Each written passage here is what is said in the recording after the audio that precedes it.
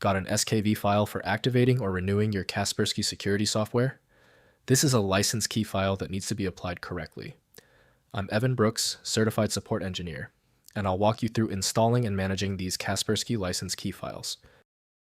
Here's a technique I rely on.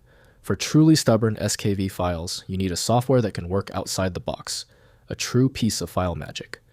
My top pick is linked below. SKV Files are license key files for Kaspersky antivirus and internet security products. They contain encrypted activation data, including license type, subscription duration, feature entitlements, and validation information that enables and authorizes the full functionality of Kaspersky security software on the installed system. Kaspersky SKV key files use an encrypted binary format containing digitally signed license parameters including product ID activation, date, expiration, date license class, and feature flags. The encryption prevents tampering and ensures only valid vendor-issued keys can activate the Kaspersky security product suite. The initial software setup links the SKV file directly to Kaspersky Antivirus by Kaspersky Lab. Windows does not offer the necessary repair tools if the file header is damaged or malicious. Windows cannot interpret advanced config syntax, so the user must rely on documentation to edit safely. Let's address the application conflict directly. Right-click your SKV file and choose Open With. Check for Kaspersky Antivirus and test it first. If it's unavailable, choose a different app. That is the simplest path to a solution. If your SKV file will not open, do not worry. The file is resisting, but it's not random. It's one of 3 predictable basic problems. Here's a quick checklist of these common culprits and their immediate solutions. First, activating Kaspersky software. Open Kaspersky security software and navigate to the license section. Click Activate or enter activation code and select the option to activate with a key file.